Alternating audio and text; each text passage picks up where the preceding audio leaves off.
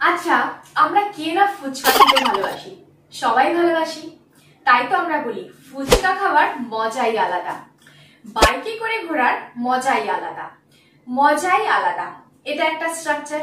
আবার যদি বলি শিশুটি লাফাতে লাফাতে আমার কাছে এলো, লাফাতে লাফাতে। মেয়েটি হাসতে হাসতে চলে গেল, হাসতে হাসতে। এই যে দুটো ওয়ার্ড পরপর বসছে, হাসতে হাসতে, লাফাতে লাফাতে, এই ধরনের সেন্টেন্স গুলো আরেকটা স্ট্রাকচার। আবার আমরা বলি দেখতে দেখতে সময় পেরিয়ে যায়, দেখতে দেখতে পুজো চলে এলো, দেখতে দেখতে, এটা আরেকটা structure.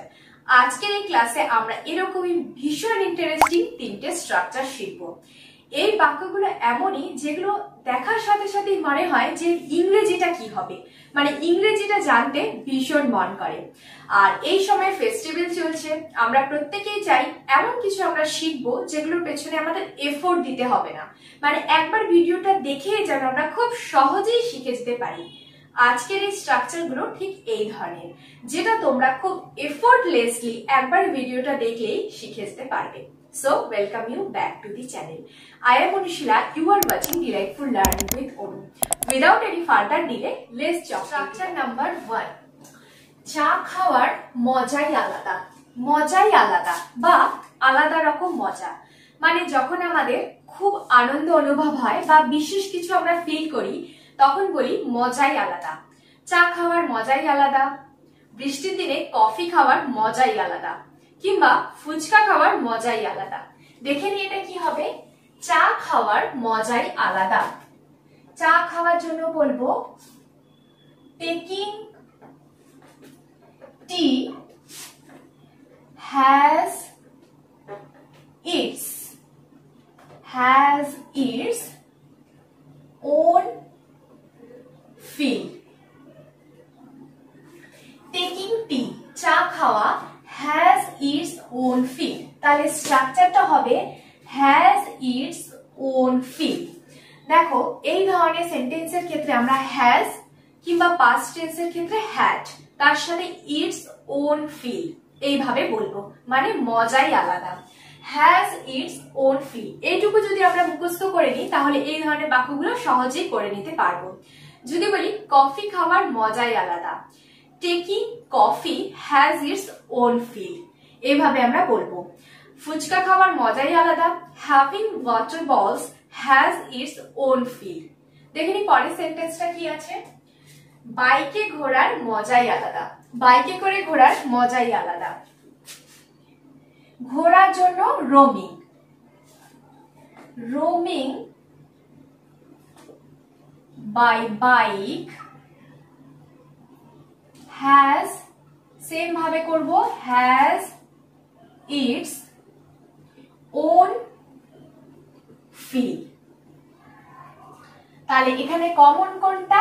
has its own feel, এটা কিন্তু কমন। রোমিং বাই বাইক, রোমিং মানে ঘোরা, বিচরণ করা, ওয়ান্ডারিং যেটা বলে। Roaming by bike has its own feel। দেখো এখানে has হয়েছে কারণ এটা প্রেজেন্টে রয়েছে, মানে সব সময়ের কথা বলা হয়েছে যে বাইকে করে ঘোরার মজাই আলাদা, এটা প্রেজেন্ট, তাই আমরা হ্যাজ করেছি। এবার আমরা একটা পাস্ট টেন্স দিয়ে করব। যেমন স্কুলে যাওয়ার মজাই আলাদা ছিল, ছিল মানে অতীতের কথা বলা হয়েছে যে স্কুলে যাওয়ার মজাই আলাদা ছিল। তার জন্য বলবো গোয়িং টু স্কুল, মানে স্কুলে যাওয়ার, had, কারণ যেহেতু past, had its own feel। Going to school, স্কুলে যাওয়ার মজাই আলাদা ছিল, had its own feel, মানে মজাই আলাদা ছিল। পাস্ট হয়েছে তাই আমরা had করেছি, আর প্রেজেন্টের ক্ষেত্রে এখানে আমরা has বসিয়েছি। তাহলে এখানে আমরা যে স্ট্রাকচারটা শিখলাম সেটা হচ্ছে has বা had its own feel, ব্যাস এইটুকুই। দেখে নি পরের স্ট্রাকচারটা কি আছে, মানে স্ট্রাকচার নাম্বার 2। দেখতে দেখতে খাওয়ার তৈরি, দেখতে দেখতে 10টা বেজে গেল, মানে দেখতে দেখতে নিমেষে হয়ে গেল, যেন চোখে পলক পড়তে না পড়তেই কাজটা হয়ে গেল। তার জন্য আমরা বলবো ইন নো টাইম, ব্যাস এইটুকু ফ্রেজই ব্যবহার করব।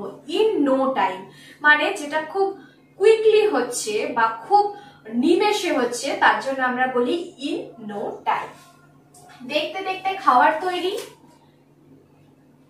দ্য ফুড ইজ রেডি মানে খাবারটি তৈরি, একটা কমা দেব, ইন নো টাইম মানে দেখতে দেখতে। দ্য ফুড ইজ রেডি খাবারটি তৈরি, কমা ইন নো টাইম মানে নিমেষে, নিমেষে খাবারটি তৈরি। আচ্ছা, দেখতে দেখতে 10টা বেজে গেল। কখন যে 10টা বেজে গেল বুঝতেই পারলাম না, মানে দেখতে দেখতে 10টা বেজে গেল। তার জন্য বলবো it's 10 o'clock, it's 10 o'clock in no time. It's 10 o'clock in no time. দেখো 10 o'clock টাকে কিভাবে লিখেছি, 10 ও apostrophe clock, it's 10 o'clock in no time মানে দেখতে দেখতে 10টা বেজে গেল। তাহলে দুটো স্ট্রাকচার শিখলাম, একটা হচ্ছে হ্যাজ ইটস ওন ফিল, আরেকটা হচ্ছে ইন নো টাইম। তোমরা স্ক্রিনশট নিয়ে নাও।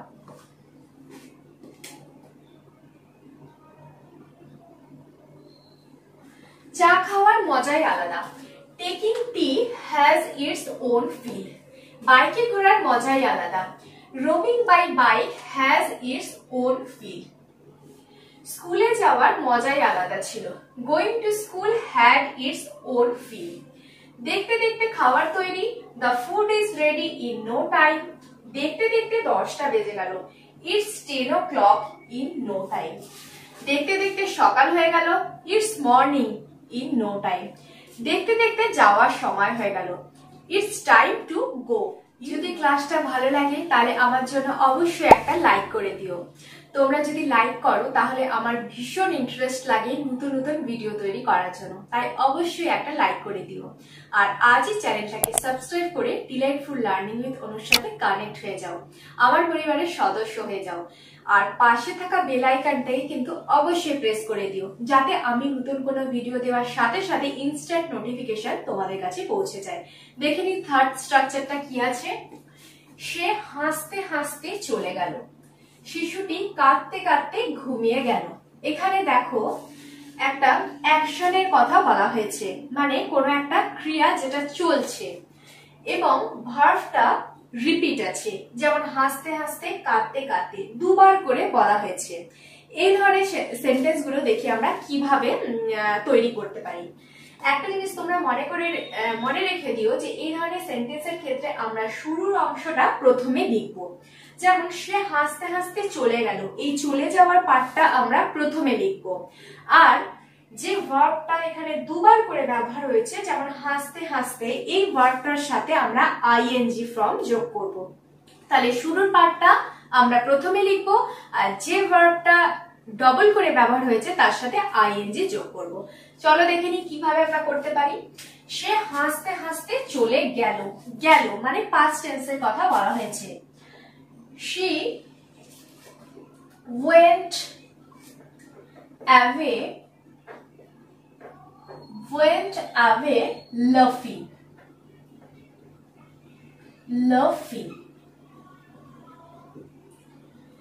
She went away laughing. দেখো লাফিং ও বলা যায়, কিংবা আমরা she went away by laughing এইভাবেও লিখতে পারি।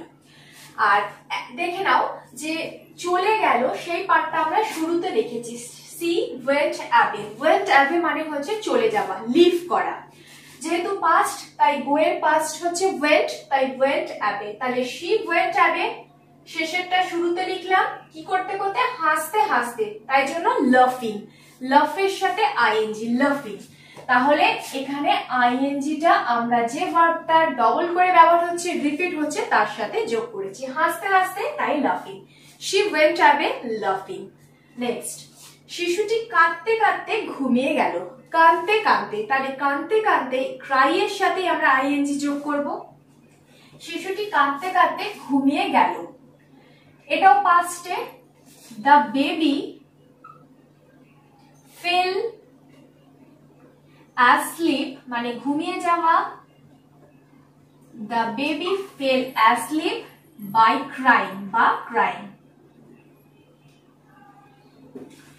কাঁদতে কাঁদতে cry এর সাথে ing যোগ করেছি crying, the baby fell asleep মানে বাচ্চাটি ঘুমিয়ে পড়লো কাঁদতে কাঁদতে, the baby fell asleep by crying।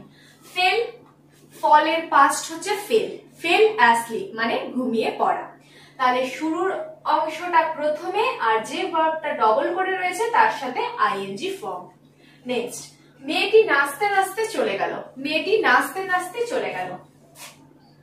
the girl চলে গেল জন্য বলেছি went away, the girl went away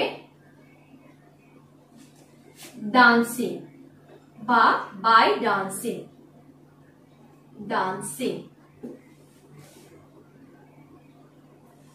the girl went away dancing বা আমরা এখানে by dancing ও লিখতে পারি।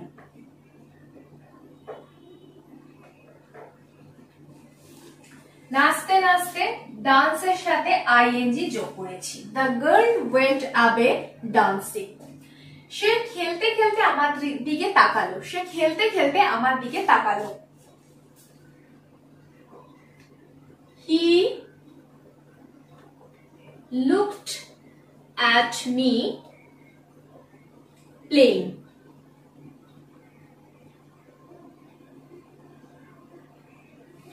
he looked at me playing, play এর সাথে ing করেছি playing, looked at me মানে আমার দিকে তাকিয়ে ছিল, খেলতে খেলতে সে আমার দিকে তাকিয়ে ছিল। এটাকে এভাবেও লেখা যায় he looked at me while playing, while playing মানে যখন সে খেলছিল। তাহলে এই ধরনের স্ট্রাকচারের ক্ষেত্রে আমরা সব সময় ভার্বের সাথে ing যোগ করছি এবং সেটা শেষে বসাচ্ছি।